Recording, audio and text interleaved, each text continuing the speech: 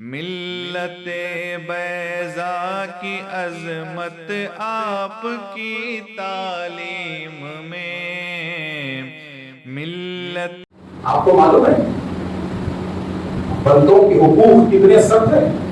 آج ہم بڑے آسانی سے پڑوسیوں کو گالی گلوچ کرتے ہیں, بڑے آسانی سے اپنے پڑوسی کا گلہ پکڑتے ہیں, مگر اسلام نے اپنے پڑوسیوں کے حقوق کو کتنے باریک رکھے ہیں. ایک مثال کے ذریعے میں آپ کو بتاتا ہوں ذرا دیکھیے کہ اللہ تعالیٰ کیسے کیسے امتحان لیتا ہے محشر کے میدان میں. انسان تو انسان, جانور کے پالنے کا بھی حساب ہمیں دینا ہے. ابھی اگر بلی رکھتے ہیں تو بلی پالنے کے معاملے میں بھی گھر والے کو احتیاط سے رہنا چاہیے, اس لیے کہ بلی کے حق کے بارے میں بھی محشر میں حساب دینا ہے, بلی کے کھانے کے بارے میں بھی محشر میں آپ کو حساب دینا ہوگا. تو جب اللہ تعالیٰ محشر میں تم سے گھر کے پالتو جانور کے بارے میں حساب لینا, تو پھر اپنے رشتے داروں کے بارے میں کتنا بڑا حساب ہوگا تھوڑا سوچو. اپنے محلے کے غریبوں کے بارے میں کتنا بڑا حساب اللہ تعالیٰ لینے والا ہے, ذرا سوچئے. کہ حدیث رسول ہے, آقائے دو عالم صلی اللہ علیہ وسلم ارشاد فرماتے ہیں کہ پچھلے دور کے نبی انبیاء میں ایک عورت تھی, اور وہ عورت کیسی تھی؟ آقائے دو عالم صلی اللہ علیہ وسلم فرماتے ہیں کہ وہ عورت بڑی نیک تھی, وہ عورت بڑی نیک تھی, عابدہ تھی, زاہدہ تھی, اور بہت بلند مقام پہ تھی, بہت بلند مقام پہ تھی. اور میرے نبی کہتے ہیں کہ اس کے گھر میں بلی تھی, بلی کو وہ پالتی تھی, مگر بلی گھر میں رہنے کے باوجود بلی کو وقت غذا وہ نہیں دیتی تھی.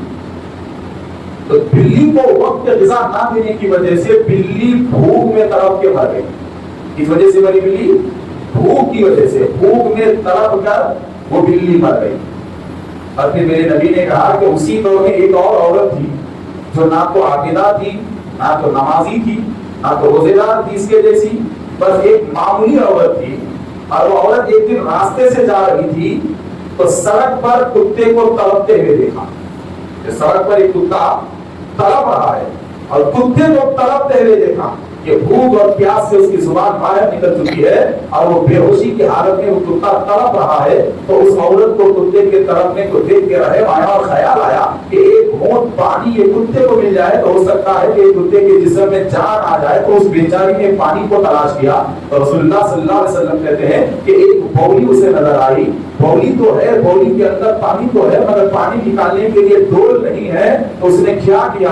آقا دو عالم صلی اللہ علیہ وسلم کہتے ہیں کہ آخرکار اس نے اپنی پیر کی جوتی کو نکالا.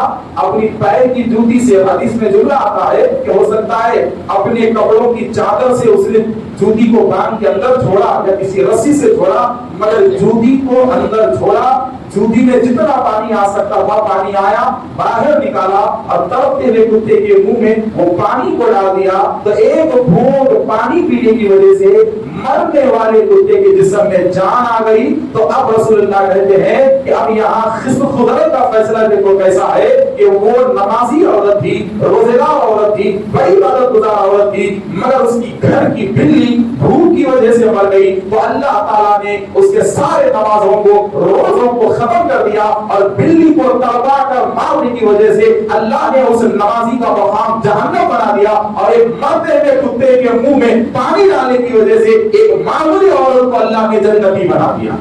ایک معمولی عورت کو اللہ نے جنتی بنا دیا. یہ رسول اکرم صلی اللہ علیہ وسلم کہتے ہیں. تو ذرا سوچو میرے دوستو, اللہ نے جنت اور جہنم جانوروں کے محبت میں رکھی ہے, تو انسانوں کا کتنا بڑا حق ہم پر ہے. انسانوں کا کتنا بڑا حق انسانوں کا ہم پر ہے.